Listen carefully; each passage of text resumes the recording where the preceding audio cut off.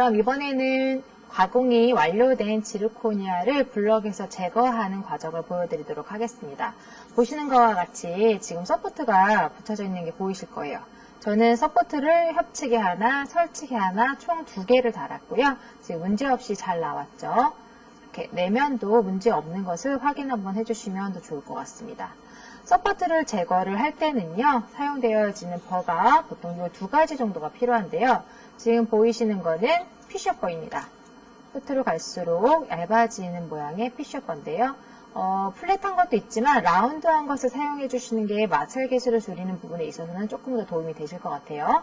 저희는 지금 우선 플랫한 거를 가지고 써보도록 하겠습니다.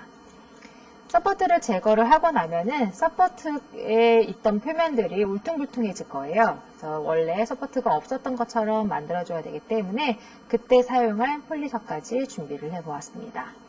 그리고 이 폴리셔 같은 경우에는 축이 안 맞으면은 빠른 속도에 의해서 부러질 수가 있기 때문에 이것을 다듬어줄 다이아몬드 드레서까지 같이 준비를 해보았습니다.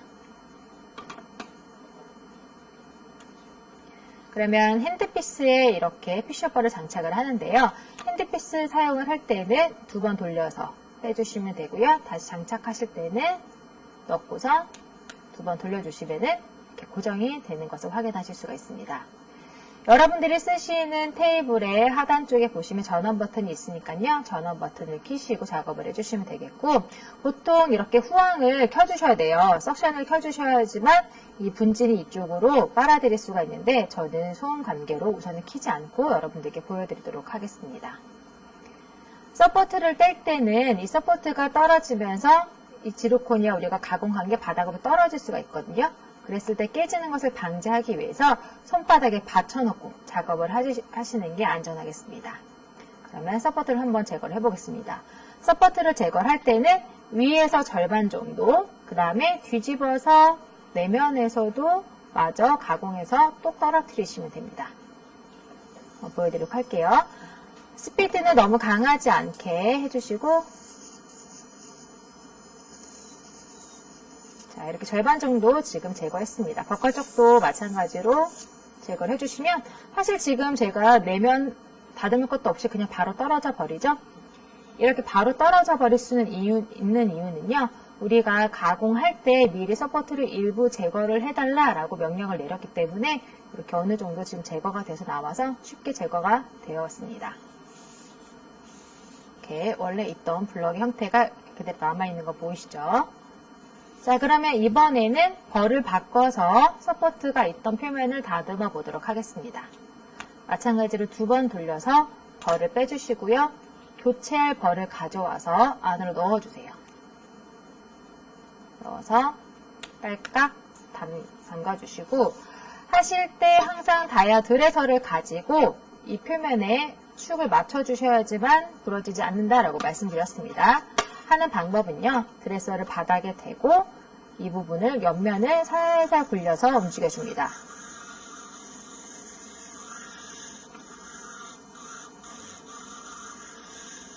끝부분까지 완전히 다듬어 주시면 되는데, 만약에 내가 깊은 부분을 다듬고 싶다라고 하면은 끝이 뾰족해야 되겠죠? 그럴 때는 끝부분만 더 다듬어 주시면은 이렇게 뾰족해지게 만들어 주실 수 있으니까요. 여러분들이 용도에 따라서 적절히 다듬어 주시면 되겠습니다.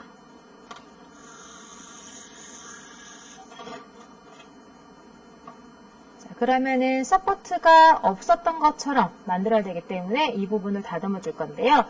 지금 보시면은 마진은 굉장히 샤프합니다. 그리고 이 지르코니아 블럭 자체는 소개를 되기 전에는 백목처럼 아주 강도가 약하기 때문에 조심스럽게 다듬어 주셔야 됩니다. 다듬다가 날아가는 경우가 있습니다. 이 회전력에 의해서 지르코니아가 날아가는 경우가 있기 때문에 날아가지 않도록 손으로 잘 잡아주시되, 너무 꽉 누르면요 깨져버릴 수가 있어요. 그래서 아주 조심스럽게 다듬어 주시면 되겠습니다. 방향은 가급적이면 마진이 다치지 않도록 잡아주시고요. 이렇게 적절한 RPM을 주면서 표면을 다듬어 주시면 되겠습니다.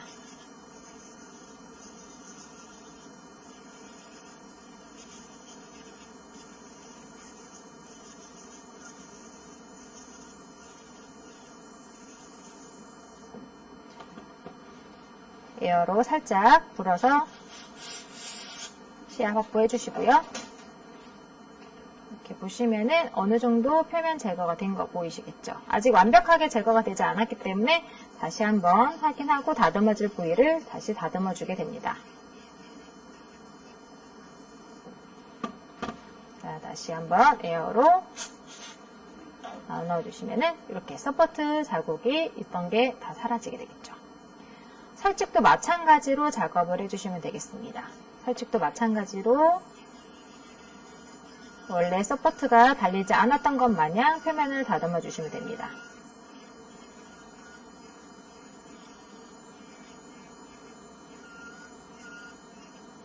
너무 과하게 다듬을 때는 구멍이 뚫려 버릴 수가 있기 때문에 얇은 부위는 조심해서 다듬어 주셔야 됩니다. 이렇게 다듬어지고 나면은 다시 에어를 사용해서 과잉의 부분을 제거를 해주시면 되겠고요.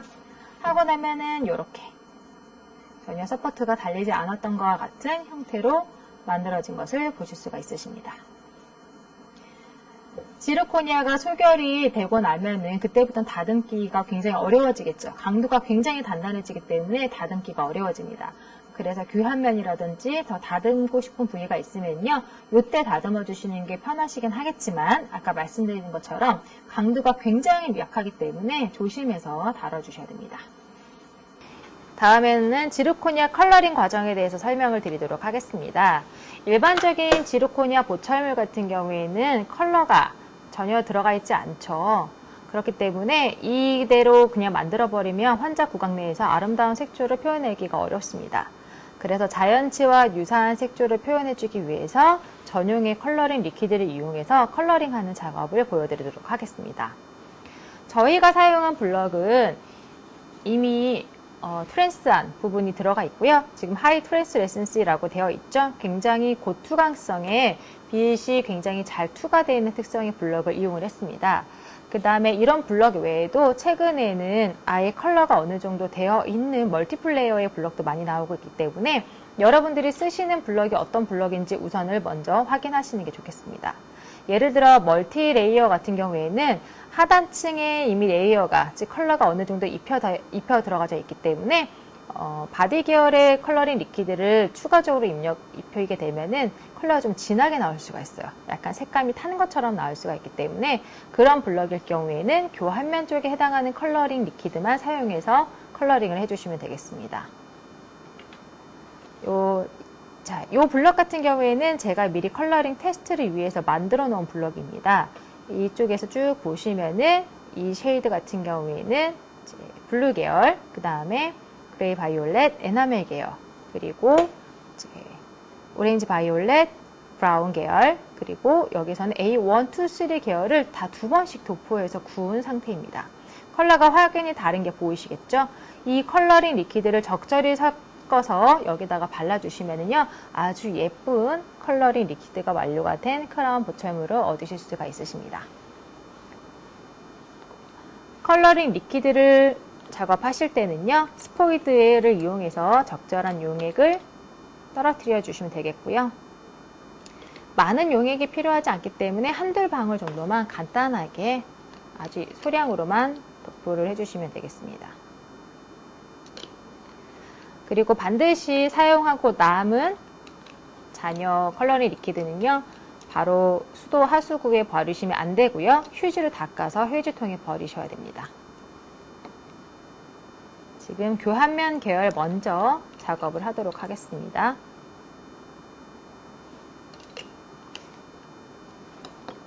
저는 일부러 한 칸씩 비워서 지금 요 리퀴드 용액을 좀 따로 붓고 있고요.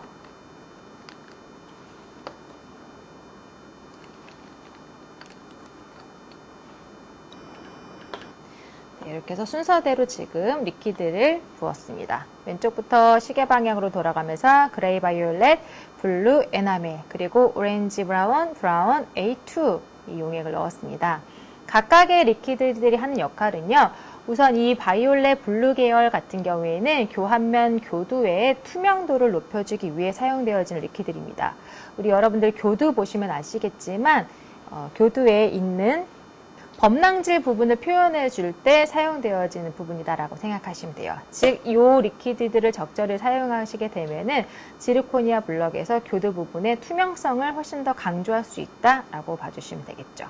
그리고 오렌지 브라운 같은 경우에는 교환면 깊은 부분에 있는 피트, 포사, 소와 혹은 와 이 부분에서 깊은 감을 표현해 줄 때 사용되어지는 리퀴드다라고 보시면 되겠습니다. 그리고 전체적인 색감을 입힐 때는요, 여기 보여주시는 이 바디 계열의 쉐이드를 사용하시면 되는데요. 지금 저희가 쓰는 거는 A2지만 종류는 A1부터 A3까지 다양하게 나오고 있습니다. 적절하게 여러분들이 사용해 주시면 되겠는데요. 제조에서 나오는 회사마다 조금씩 차이가 있을 수가 있으니 그 점 감안해서 봐주시면 되겠습니다. 그럼 컬러링 시작하도록 하겠습니다. 컬러링을 하실 때는요, 연한 색깔을 먼저 작업을 해주시면 되겠습니다. 붓 끝은 항상 뾰족하게 유지가 되도록 사용해 주시고요. 저희가 지금 쓰는 무슨 미술용 붓입니다. 지금 보시면 메탈로 마감 처리가 되어 있는데요. 사실상 이렇게 메탈로 되어 있으면은 이 컬러링 리퀴드의 산 성분으로 인해서 부식이 될 수가 있습니다. 그래서 사용 후에 꼭 깨끗하게 세척을 해주셔야 되겠고, 더 좋은 것은 메탈이 없는 붓을 사용하시는 게 더 좋긴 합니다. 한번 보도록 하겠습니다. 우선 교환면 부분에 교두 부분에 이 에나멜을 이용해서 먼저 리퀴드를 도포를 해주도록 하겠습니다. 붓 끝부분에 소량을 찍어서 교두에 해당되는 부분에 발라주시면 되겠고요. 교환면만 발라주시는 게 아니라 교환면을 넘어서까지도 같이 발라주셔야 돼요. 그리고 지금 저희가 쓰는 컬러링 리퀴드 같은 경우에는 약간의 안료가 들어가 있기 때문에 어느 부분에 어떻게 도포가 됐는지 육안으로 확인을 하실 수가 있으십니다. 전체적으로는 한 2번 정도 도포를 해주신다라고 보시면 되는데, 투명성을 강조하기 위해서 교두만 발라주는 게 아니라 교두 사이사이도 약간씩 도포를 해주셔야만 그 부분에 투명성이 더 강조가 될 수가 있습니다. 전체적으로 한 번 바르고 두 번째 바를 때도 마찬가지로 사이사이로 조금씩 더 강조해서 발라주시면 되겠고요. 지르코니아 컬러링 할 때 주의하셔야 될 부분 중에 하나가 바로 손에 기름기, 유분이 있으면 안 됩니다. 즉 작업을 하시기 전에 손을 깨끗이 씻고 손에 유분기가 없는 상태로 해주셔야 되는데, 그렇지 않으면은 손에 있는 유분기로 인해서 이 지르코니아 겉부분이 코팅이 되어버릴 수가 있습니다. 그러면은 컬러링 리퀴드가 아예 먹지를 않겠죠. 작업하시기 전에 항상 손을 깨끗하게 닦아주시고 핸드크림은 바르지 않습니다. 에나멜을 도포하고 난 다음에는요, 그레이 바이올렛을 이용해서 사이사이를 발라주도록 하겠습니다. 그레이 바이올렛 같은 경우에는요, 그루브 부분에 발라주시면서 또 우리가 아까 투명성을 강조하고자 했던 이 에나멜 부분 사이로 같이 발라주시면 되겠는데요. 그렇게 하는 목적은 밝음만 있으면 어두움을 확인할 수가 없습니다. 즉 어두움이 있어야지 밝은 부분들도 확인할 수가 있기 때문에 이렇게 사이사이로 같이 도포를 해주시면 훨씬 더 이 부분이 투명해져 보이는 것을 확인하실 수가 있겠죠. 그래서 이렇게 사이사이로 발라주시고요. 마찬가지로 전체적으로 2번 정도 도포를 해주시면 되겠습니다. 전체적으로 교환면과 버커 쪽 링갈까지 다 넘어서 같이 작업을 해주시면 되겠고요. 도포를 해주실 때는 교환면 3분의 1 부위 전체가 덮일 수 있도록 해주시면 되겠습니다.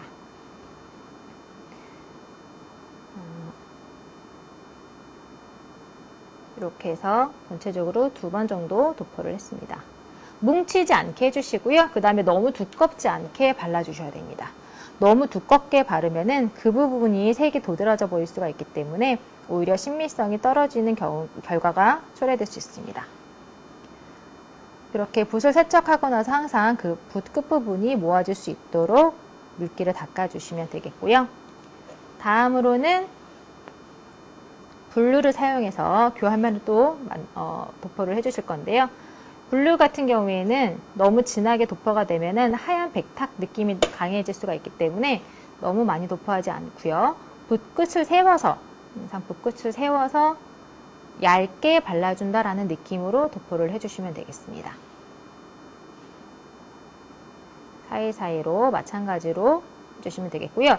이때 기존에 발려졌던 그레이 바이올렛과 에나멜 부분과 겹쳐도 되나요? 네, 괜찮습니다. 겹쳐서 발라주셔도 됩니다. 오히려 약간씩 겹쳐줘야지만 특정 컬러가 도드라지는 걸 막을 수가 있기 때문에요. 살짝씩 겹쳐서 발라주시면 되겠습니다. 자, 이렇게 해서 이것도 마찬가지로 전체적으로 한 2회 정도 도포를 해주시면 되겠습니다. 이렇게 해서 보시면은, 그러면 지금 현재 교환면에 들어가는 그레이 바이올렛, 블루, 에나멜이 다 도포가 되어진 상태입니다. 지금 벚걸 쪽도 한번 보시면은 이렇게 교환면 3분의 1 부위까지 도포가 되어 있는 것을 확인하실 수가 있으십니다. 근심면, 프록시마 쪽도 마찬가지고 설면, 마찬가지로 전체적으로 이 세 가지 색조가 적절히 도포된 것을 확인하실 수가 있으세요. 자, 그리고 나면은 이번에 교환면의 깊은 부분을 표현해 보도록 하겠습니다. 먼저 오렌지 브라운을 가지고요. 각 소와 와 부분을 다듬어 줄 건데요. 교환면에 있는 메인 그루브들 있죠? 그런 부분들 먼저 표현하도록 하겠습니다. 이 작업을 하실 때는 붓끝을 세워서 콕콕 찍어 바르듯이, 콕콕 찍어 누르듯이 눌러주시면 되겠습니다. 하고 각각 교두 사이로 넘어가는 구들 있죠? 그 다음 설면구 마찬가지로, 그 다음에 현면에 있는 현면구까지, 여기 현면구 보이시죠? 현면구까지 살짝 넘어와 주시면 되겠습니다. 네, 전반적으로 교두 사이에 세컨 그루브도 표현해 주시고 싶으시면은 그런 부분까지도 같이 표현해 주시면 되겠습니다. 오렌지 브라운도 마찬가지로 한 2회 정도 도포를 해주시면 돼요. 각각 그루브, 메인 그루브, 세컨 그루브까지 표현해 주시고요. 현면구, 그 다음에 설면구까지도 넘어가줍니다.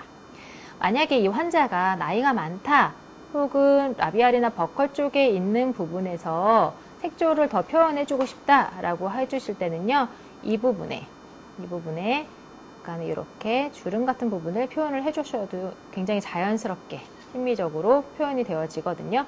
그거는 당연히 이제 환자의 기본적인 색조를 비교해가면서 재현을 해주시면 되겠고요. 이렇게 오렌지 브라운을 도포를 해주셨으면 다음은 브라운을 도포를 해보도록 하겠습니다.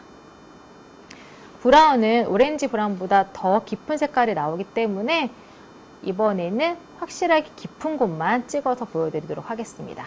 그래서 이 마찬가지로 붓끝을 세워서 붓끝에만 살짝 묻도록 찍어주시고요.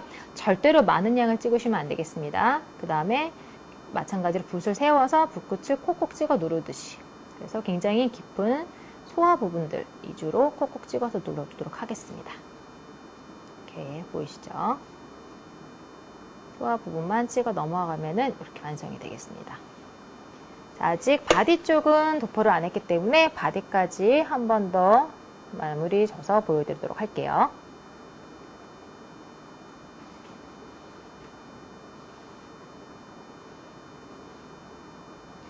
자, 지금 저희가 쓰는 이 블럭 같은 경우에는 멀티레이어 블럭이기 때문에 사실 이 색조 그대로 사용하면 굉장히 진하게 들어갈 수가 있어서 약간의 물을 좀 섞어서 사용을 하도록 하겠습니다. 물을 섞으면 색조가 연해지지 않을까요? 맞습니다. 색조가 연해질 수 있습니다. 그래서 일반적인 블럭에서는 물을 섞지 않으셔도 괜찮지만 멀티레이어 블럭 같은 경우에는 이미 어느 정도 색조가 반영이 되어 있기 때문에 진하게 들어갈 수가 있어서 그것을 방지하기 위해서 살짝 물을 섞어서 사용하도록 하겠습니다. 바디 계열을 도포를 해주실 때는요, 전체적으로 2번 정도 도포를 해주실 때 치경부 쪽이 훨씬 더 진하잖아요. 그래서 치경부 쪽만 한 번 더 도포가 되어지면 되겠습니다. 그렇기 때문에 순서상 치경 3분의 1 부위를 먼저 도포를 해주시면 되겠고요. 치경 3분의 1 부위만 아래쪽에서 위쪽 방향을 향해서 붓으로 도포를 해주시면 되고요. 돌아가면서 전체적으로 2바퀴 정도가 도포되도록 발라주시면 됩니다. 전체적으로 2바퀴 정도가 발라지게끔 해주시고요. 그 다음에 한 번 바르셨으면요, 이번에는 붓끝에서 중간까지 바르신 다음에 치아의 3분의 2가 전체적으로 도포가 되도록 발라주시면 되겠습니다. 그리고 마지막에는요, 붓 전체를 묻혀가지고요, 전체를 도포를 해주시면 됩니다. 그러면은 치경부에는 3번이 도포가 되겠고요.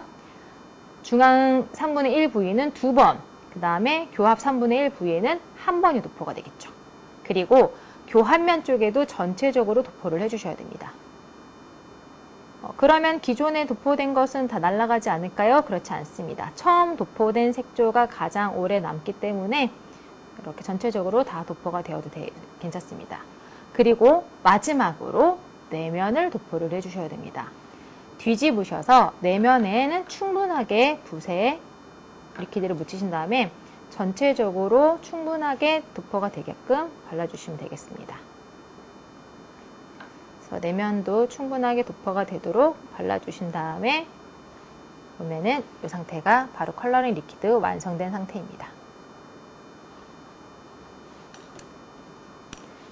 자, 버컬 쪽, 링가 쪽이고요. 그 다음에 근원심 쪽입니다. 내면까지 해서 이렇게 만들어 주시면 되겠습니다.